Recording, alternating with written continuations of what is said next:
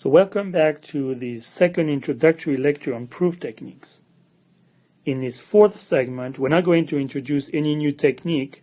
Instead, we're going to step back and compare some of the techniques that we've seen before. We're going to ignore the easy ones like vacuous proofs and trivial proofs, and we're going to focus in this segment on the distinction between direct proofs and indirect proofs. So I trust that you remember the definitions of direct proofs and indirect proofs. I'm going to represent them here in a two-dimensional table, but the first column corresponds to the direct proof. And remember, we're assuming we're proving a conditional here, P implies Q. So in a direct proof, we assume the hypothesis P, and we must prove the conclusion of the conditional Q. So that is the general template for a direct proof. Now the rest of the table will describe indirect proofs. And remember, we discussed two of those. The first one is the proof by contraposition. Remember that in that type of proof, you must assume the negation of Q. In other words, we assume that the conclusion of the theorem is false, so not Q is true. And we must prove that the hypothesis of the conditional is false, or that not P is true. So you can tell already the difference between a direct proof and a proof by contraposition. Clearly, they start from different assumptions and they reach different conclusions. But as you already know, both of those proof techniques allow you to prove the same kind of theorems.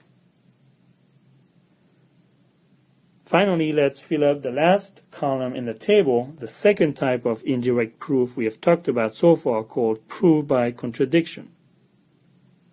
In a proof by contradiction, what do we assume?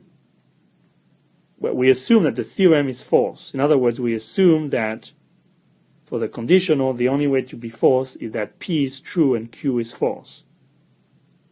And from that contradiction, what are we trying to prove? We're not trying to prove a specific proposition. Instead, we're trying to prove any contradiction, which is a conjunction of the form R and not R, where R is any proposition whatsoever. So I hope that this table will allow you to keep straight how to proceed for whichever type of proof technique you choose.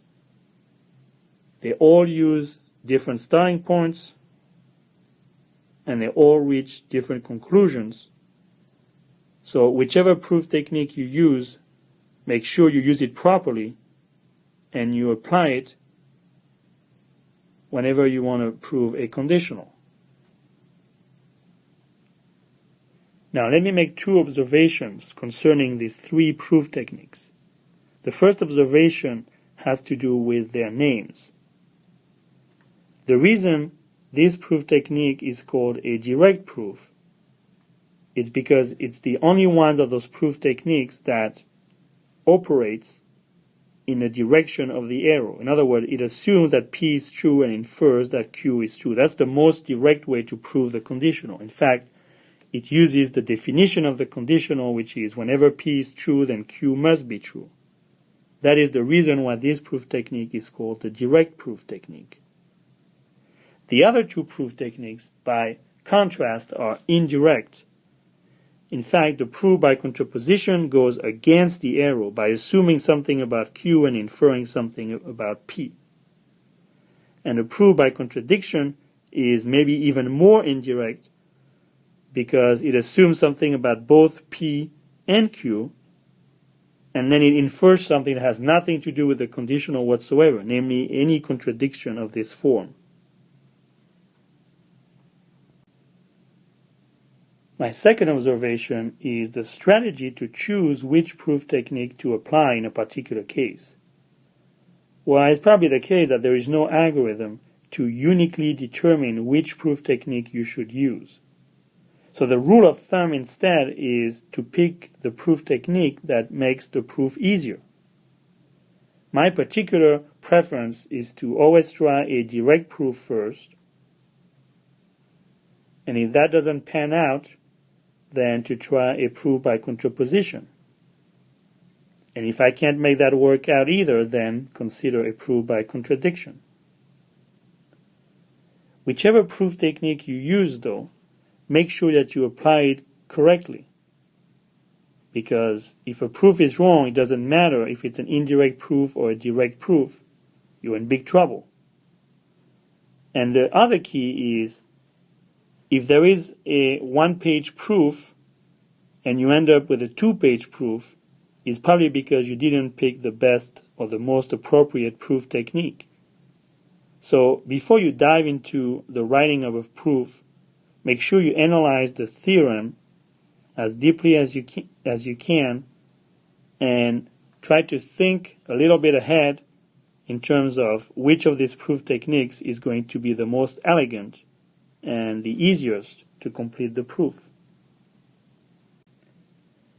So clearly the most important aspect of this segment is for you to remember this table, which clearly states the correct way of applying these three proof techniques, namely which assumption is correct in the different cases and which conclusion you should reach in the three different cases as well. For the rest of this segment, I want to give you a different perspective on these three proof techniques to try and compare and contrast them and give you yet a deeper understanding of them. And to do that, I'm going to focus on the idea of a counterexample for a conditional like we're trying to prove, P implies Q. So a counterexample to such a conditional must have two properties. The first property, P1, is that the hypothesis of the conditional P must be true, and the second property, P2, states that the conclusion Q must be false. In other words, for any counterexample to this kind of theorems, must have these two properties, P1 and P2. That's the definition of a counterexample for a conditional. So now what I want to do is I want to look at each proof technique in terms and show you how they use that statement in different ways to reach their goal of proving the conditional P implies Q. Here is what I mean. Let's focus on the direct proof for a minute. A direct proof assumes that P is true,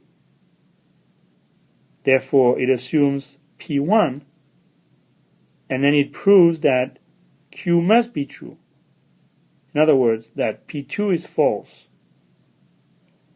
So a general way to look at a direct proof is that it proves the theorem.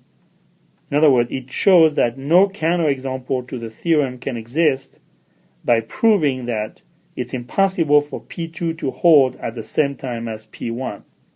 Remember, it assumes P1 and it proves the negation of P2.